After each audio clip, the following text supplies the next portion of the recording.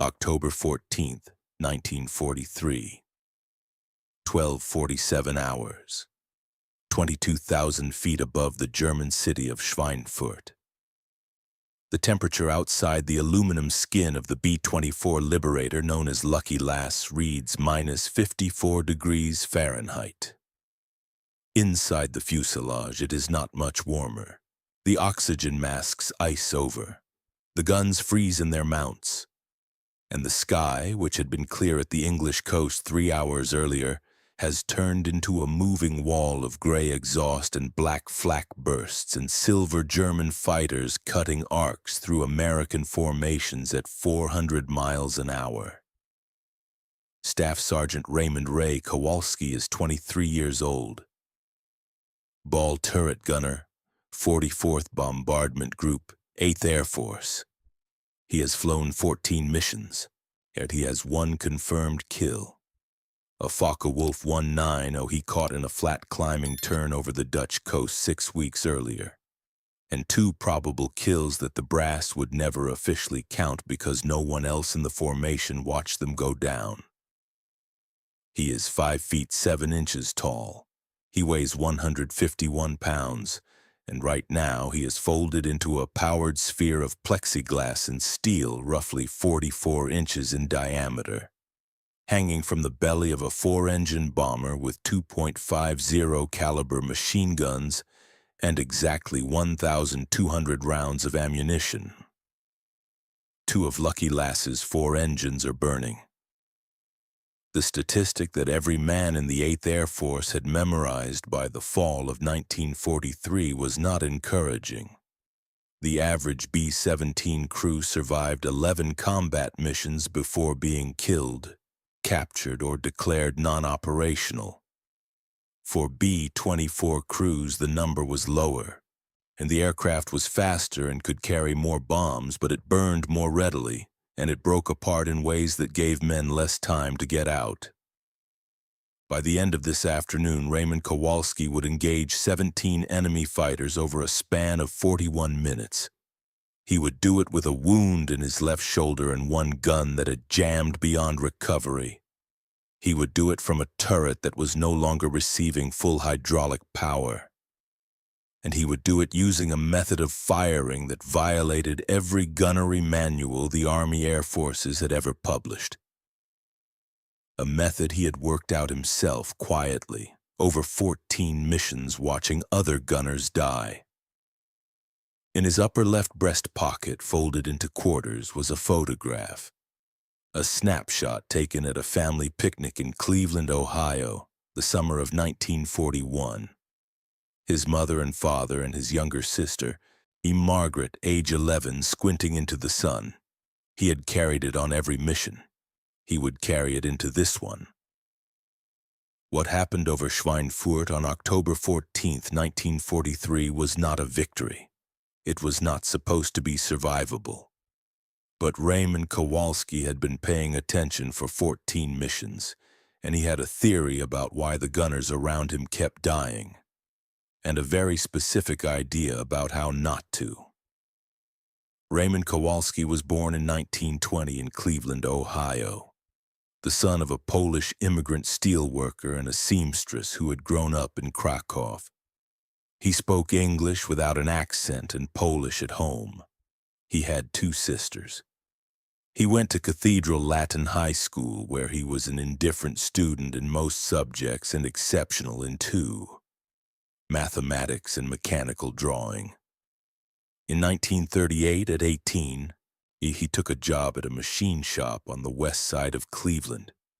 He spent 3 years building tolerance into metal, learning in the most tactile possible way that the difference between a functioning part and a useless one was sometimes measured in thousandths of an inch. He could look at a moving machine and identify where stress was concentrating. He could hear a bearing going wrong before it failed. He enlisted in October 1941, 6 weeks before Pearl Harbor, because he had read enough newspaper accounts of the war in Europe to understand that the United States would enter it. He was not, by his own account, motivated by abstract patriotism. He was motivated by arithmetic. The Germans had been at war for 2 years. The Americans had not.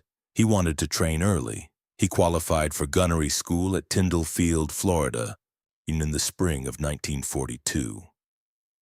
He was an immediate standout, not because of reflexes, which were good but not exceptional, but because of how he approached the problem.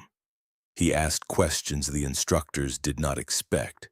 He wanted to know not just what to do, but why the doctrine said to do it, and what happened specifically when it failed.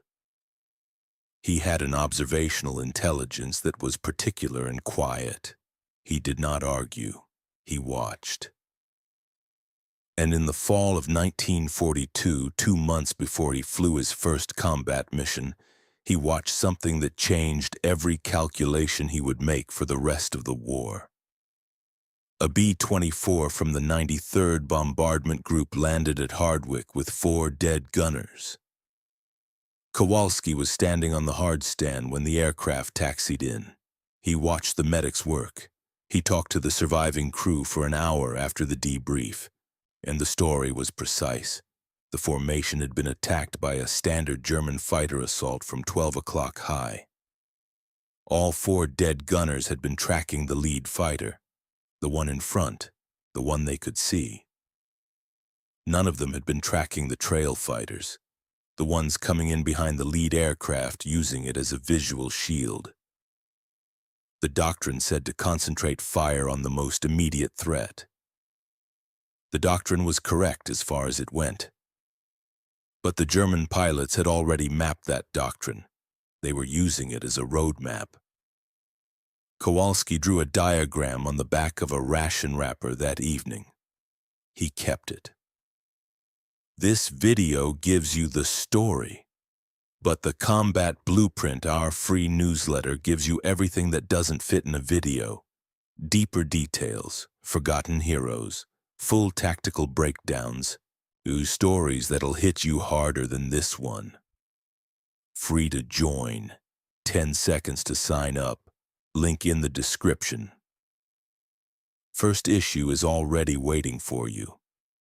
By the fall of 1943, the standard defensive gunnery doctrine for American heavy bombers was called the concentrated fire principle.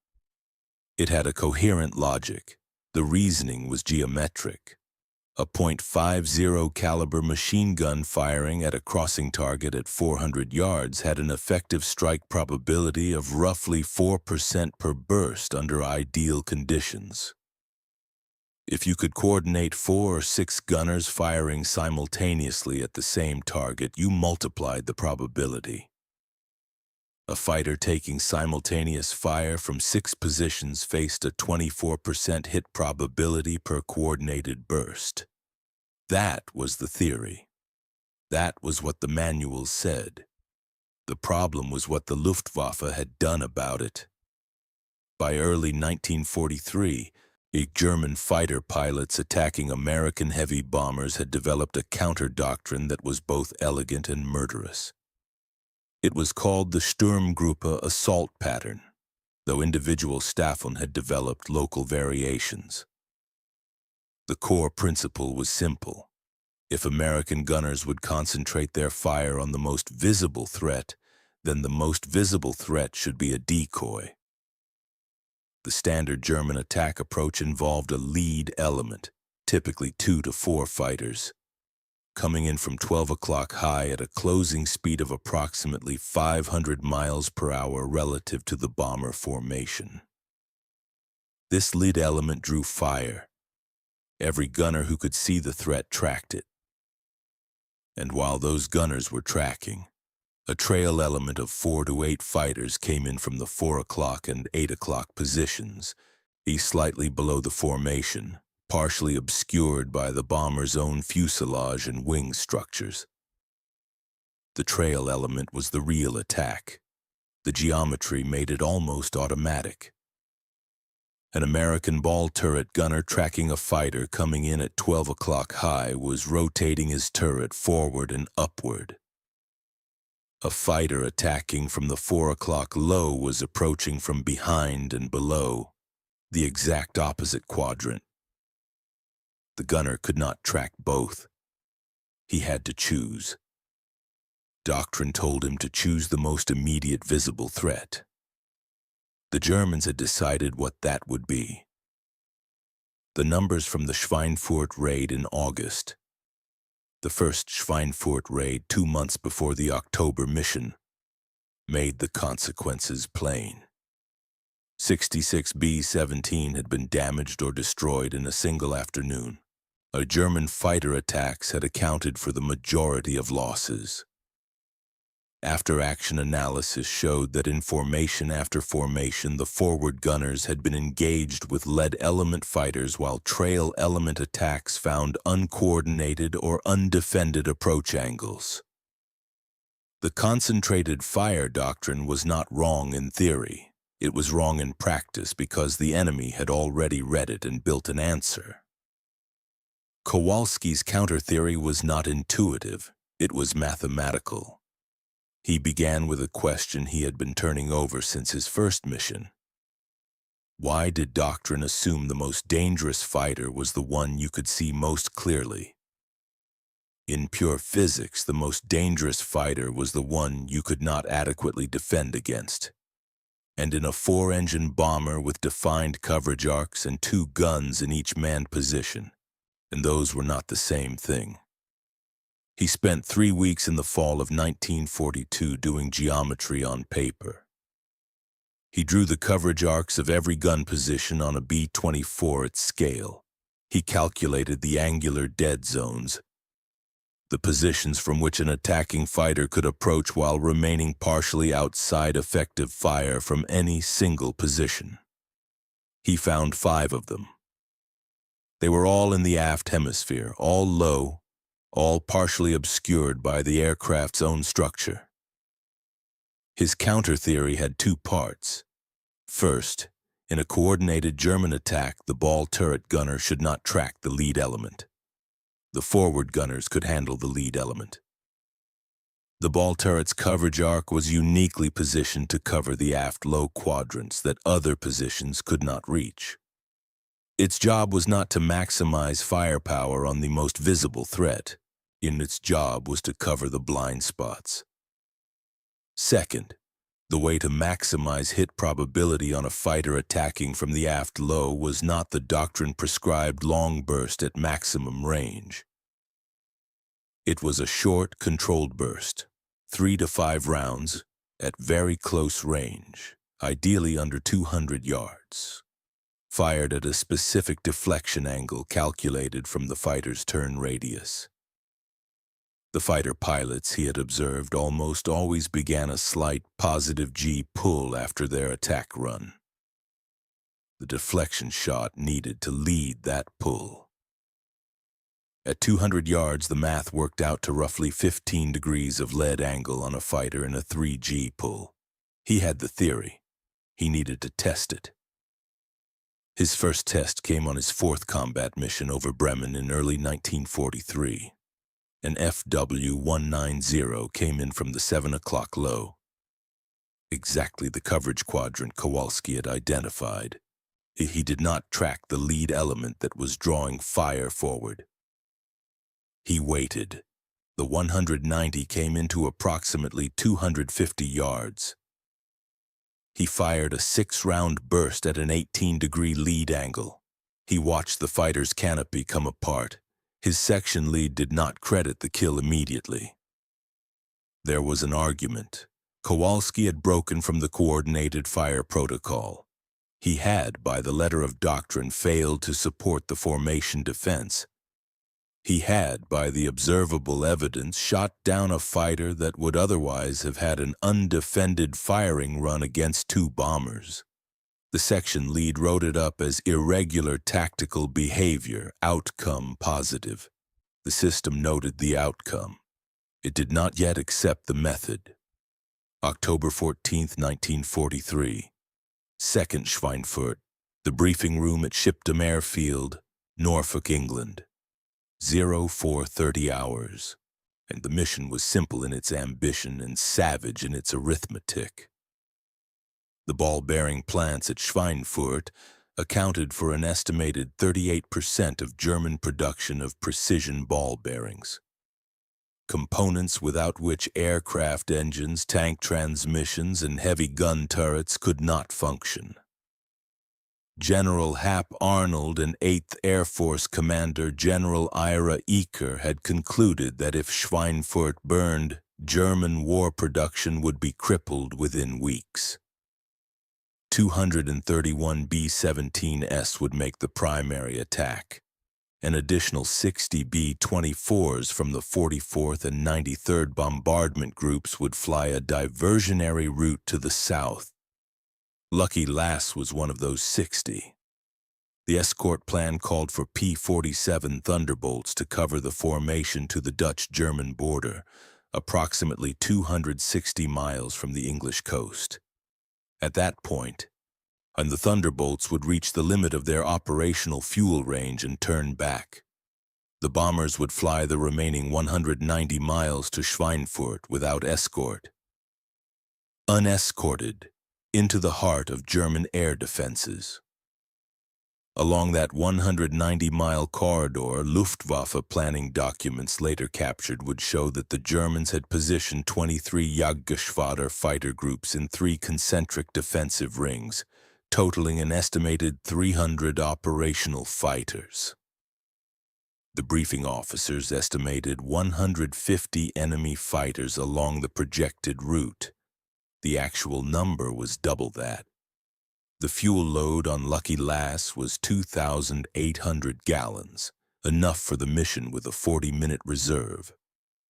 The aircraft carried a bomb load of 5,000 pounds of high explosive. Each of the 10 crew members carried personal weapons, survival gear, and whatever private arithmetic they applied to their own odds. Kowalski carried 1,200 rounds in the ball turret, 800 rounds per gun with a secondary reserve of 400. He had done the math. If the engagement was like the first Schweinfurt, he would fire roughly 40 rounds per attack. At that rate, 1,200 rounds would last 30 individual engagements.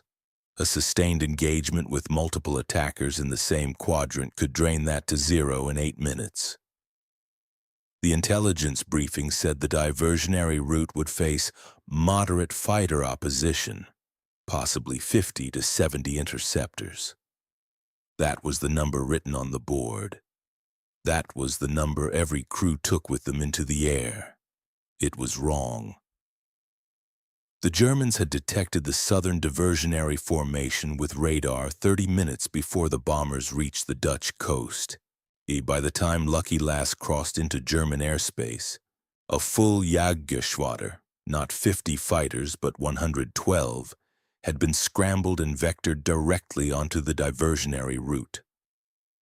The bombardier, Lieutenant Charles D. Forrest, made a notation in his mission log at 12:03 hours as they crossed into Germany. Ahead and high. Counted 40 plus. Keep counting. Now, here is the question nobody in that briefing room had asked. Why were so many of the German fighters positioned ahead of the formation rather than in the standard flanking approach? The crews would not understand what they were looking at for another 40 minutes. But the answer was already in the sky, waiting. At 12:21 hours, the first German fighters hit the formation. They came from 12 o'clock high, exactly as doctrine predicted. 43 FW-190s in a 3-wave assault, spacing their runs at 8-second intervals. The lead bombers opened fire, every forward gun position in the formation engaged. The air in front of the B-24s turned into a geometry of tracer rounds and cannon shells and burning aircraft. Rounds remaining 1,200, Kowalski did not move his turret forward. He held the aft low quadrant. He watched the formation radar, watched the sky behind and below, and waited. The FW-190s came through in 3 waves. Two B-24s in the left element went down, engines blazing, one aircraft shedding a wing and spinning, the other going into a flat spiral that its crew rode all the way to the German farmland below, 3 parachutes visible. The German fighters rolled through the formation and climbed away to regroup. For 40 seconds, the sky was almost quiet. Then the second element hit. These were not FW-190s, and they were Me-109s, 14 of them, coming from 7 o'clock low and 8 o'clock low simultaneously. The dead zone, the angle Kowalski had diagrammed on a ration wrapper in 1942. He already had the turret positioned. The first Me-109 came in at approximately 290 yards. He fired a 6-round burst. The fighter's engine began trailing smoke immediately. It did not go down, but it broke off its attack run, climbing away with reduced power. The second Me-109 was 30 yards behind it. He fired again, 4 rounds this time. A tighter burst because he had the lead angle already calculated from the first attack. The fighter's wing root split open. It rolled inverted and went straight down. Rounds remaining, 1,190. The German pilots noticed this. In the after-action analysis and the interrogation reports from captured Luftwaffe pilots that winter would describe a growing awareness among German fighter units that certain American bombers were responding differently in the aft sectors, disrupting the standard tail chase approach that had worked with reliable precision since 1942. The German pilots had a name for this phenomenon. They called it Der Eagle, the hedgehog, after the way the ball turrets on certain aircraft seemed to have spines in every direction rather than concentrating fire forward. They did not yet know it was coming from one man. At 12:34 hours, the formation leader transmitted a new course correction over the radio. The mission had been planned to approach Schweinfurt from the northwest. In new intelligence from the lead aircraft, spotting a concentration of German fighters positioned along the planned route, called for a course deviation 13 degrees south. The formation turned. The course deviation added 19 miles to the bomb run. It also took the formation directly over the city of Aschaffenburg, which had not been in the briefing. At 12:39 hours, 3 members of Kowalski's crew reported a heavy flak burst directly beneath the aircraft. The number 2 engine outboard left caught fire. The pilot, First Lieutenant George Sherburne, 26 years old, from Portland, Oregon, feathered the propeller and activated the engine fire suppression system. The fire went out. The engine did not restart. At 12:41 hours, the number 3 engine, inboard right, began losing oil pressure. Lieutenant Sherburne reported to the crew. "We have 2 good engines and 2 problems. We're staying in formation." Rounds remaining? 1,080. At 12:47 hours, a 20-millimeter cannon shell from a Me-109 punched through the ball turret housing. The shell did not explode inside the turret. If it had, Raymond Kowalski would have died in milliseconds. Instead, it fragmented against the turret's internal frame, sending 3 pieces of steel into the interior of the sphere. One piece, a fragment roughly an inch long, entered Kowalski's left shoulder at the trapezius muscle and lodged there. A second fragment severed the hydraulic line feeding the left gun's elevation mechanism. The third fragment exited through the lower turret shell without striking anything critical. The left gun jammed, in not a feed malfunction, a mechanical jam from the hydraulic damage. Kowalski tried the standard clearance procedure. The gun did not clear. He now had 1 working gun and 1,080 rounds. He made the decision not to report the damage immediately. His reasoning, as he described it later: "If I called it in, Sherburne would have pulled me out of the turret, and there was nobody else trained for the ball position. The formation needed that quadrant covered. He was bleeding from his left shoulder. The blood was freezing on his flight suit at altitude. At 12:49 hours, a second Me-109 attack came from the 7 o'clock low. Standard approach, 6 fighters in trail.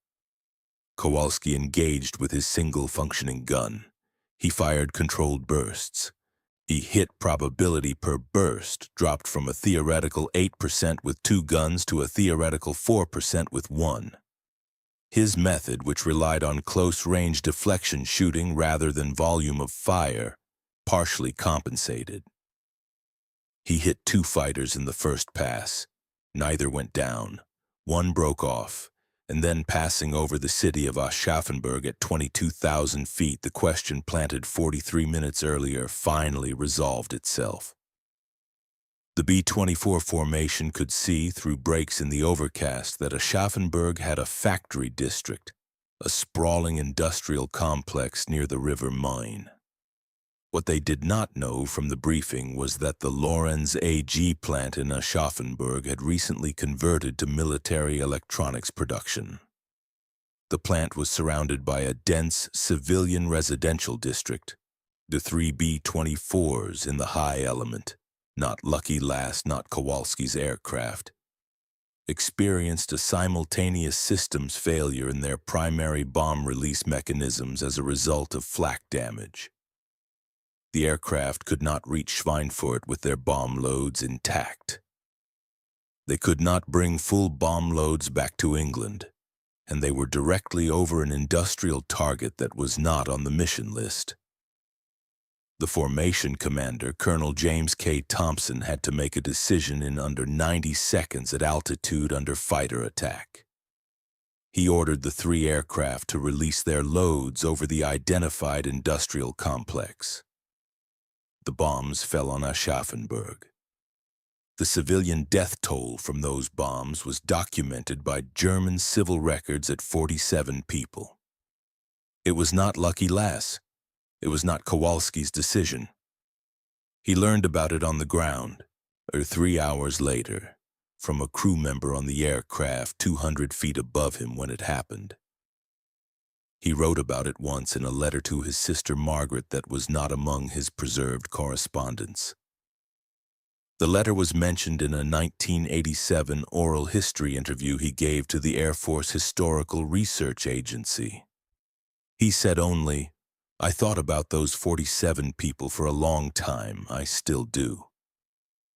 Rounds remaining, 860. At 13:03 hours, Lucky Lass dropped its bombs on Schweinfurt. Kowalski was in the turret. He did not see the bombs fall. He was watching the 7 o'clock low. The bomb run lasted 4 minutes and 11 seconds. The flak over Schweinfurt was the heaviest any crew on the aircraft had ever flown through. The aircraft was hit 3 times by fragments, none catastrophic, one that opened a 2-foot hole in the right waist section. And the right waist gunner, Sergeant James Prentice, was cut by flying plexiglass. He continued firing.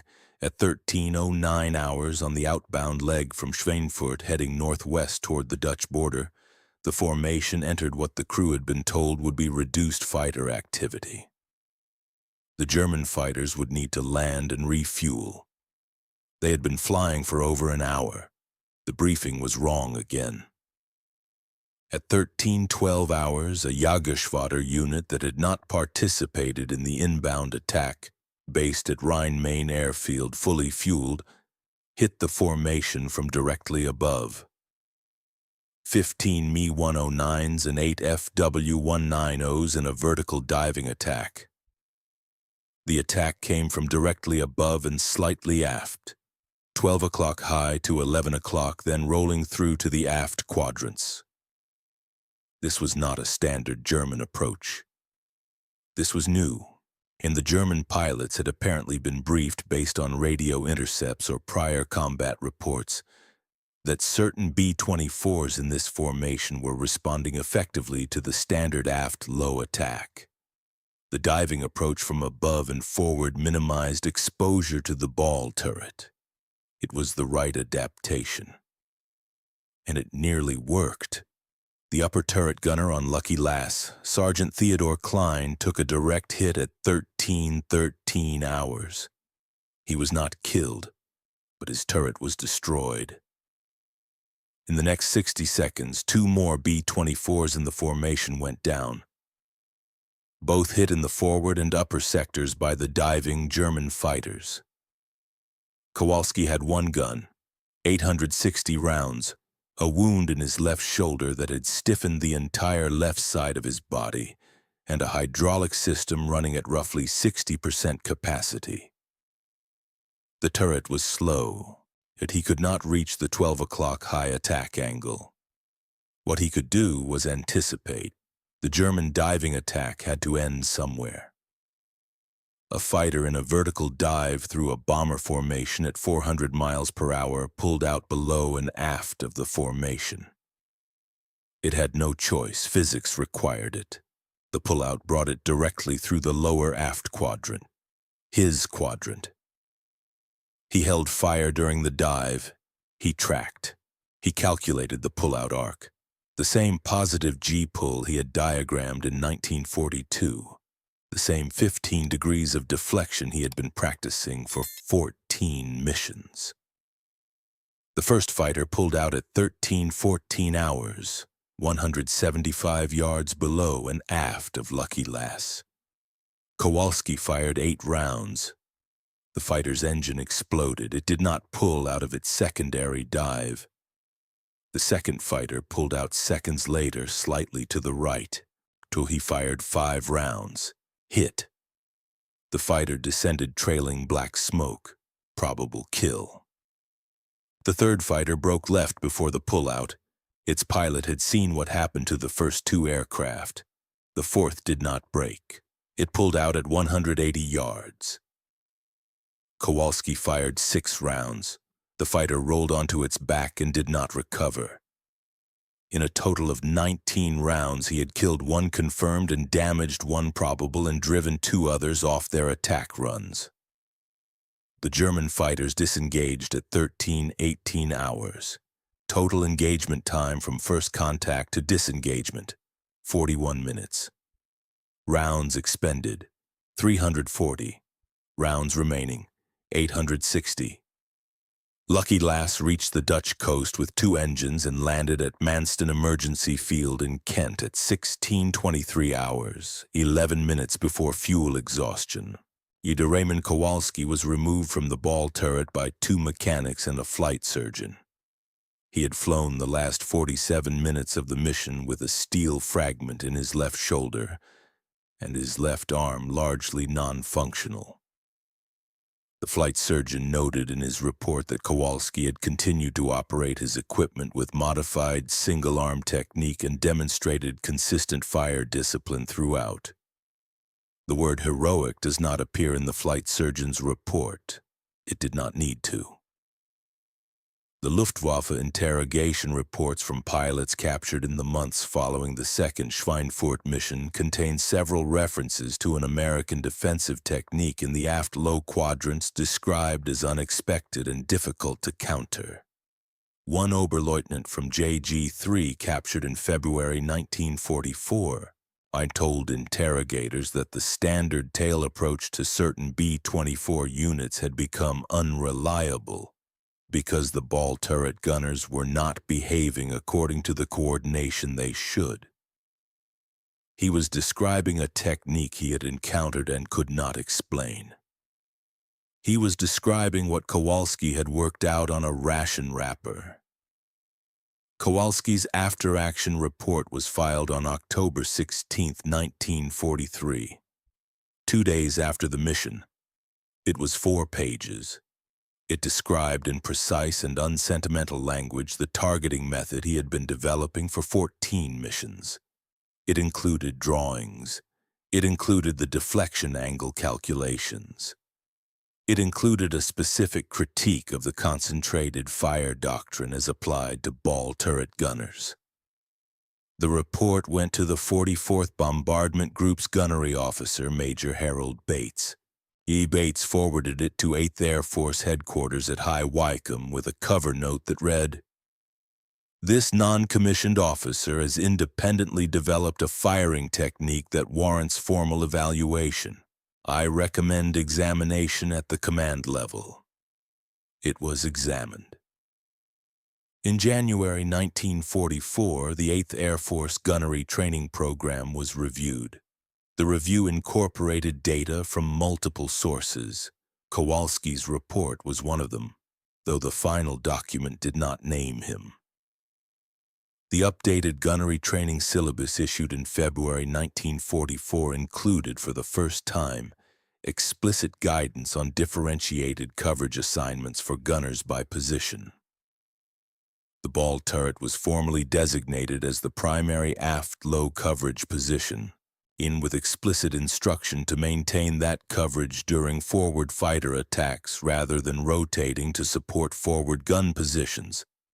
It was, in operational terms, exactly what Kowalski had written in his report. The updated doctrine was taught to every replacement crew entering the 8th Air Force from February 1944 onward. By June 1944, more than 1,800 new gunners had been trained under the revised protocol. Analysis of post-training combat performance showed a measurable reduction in successful aft-low fighter attacks against B-24 formations. Not eliminated, but reduced. The Luftwaffe had adapted, as the Second Schweinfurt mission had shown. The diving approach from above was one response. The Sturmgruppe heavy fighter units using FW-19 with extra armor, developed in 1944, were another. The Germans were not static, but neither was the American response. The photograph, his mother, his father, Margaret squinting into the Cleveland sun, was in Kowalski's breast pocket when the flight surgeon cut away his flight suit at Manston. The surgeon handed it back to him with the other personal effects. It was unharmed. Kowalski put it in his shirt pocket on the way to the infirmary. He carried it on every mission he flew after that. He flew 6 more. Raymond Kowalski completed his tour of duty in March 1944, having flown 21 missions total. He was awarded the Distinguished Flying Cross for the October 14th mission and the Purple Heart for the wound sustained that day. The DFC citation noted his sustained fire discipline under adverse conditions. It did not describe the method. He returned to Cleveland in the spring of 1944. Yet he went back to the machine shop. He worked in precision manufacturing for 31 years, eventually managing a department of 40 machinists at a bearing plant. Not ball bearings, but the same fundamental principle.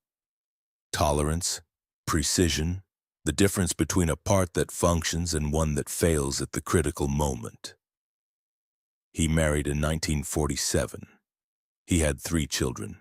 He was not, by any account of those who knew him, a man who talked about the war.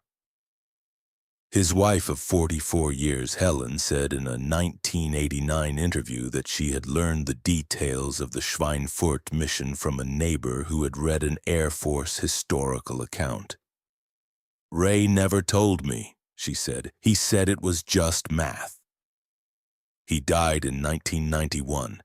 He is buried at Lakeview Cemetery in Cleveland, Ohio. He's 6 miles from the machine shop where he learned to read stress in moving metal. His after-action report from October 16, 1943 is held at the Air Force Historical Research Agency at Maxwell Air Force Base, Alabama. Drawer B7, Folder 44, BG-1943-OCT. Anyone can request it. The doctrine it helped change protected every ball turret gunner who flew a B-24 after February 1944. Most of those men never heard of Raymond Kowalski. They did not need to. The knowledge was already in the training manual, already in the muscle memory, already in the geometry that kept them alive. That is what it looks like when one man pays attention long enough to matter. If this story stayed with you, hit the like button, subscribe, turn on the notification bell so you don't miss the next one. Drop a comment. Where are you watching from? And did anyone in your family serve in the 8th Air Force or any branch of the wartime military? Tell us their name. Tell us their unit. You are part of keeping these memories alive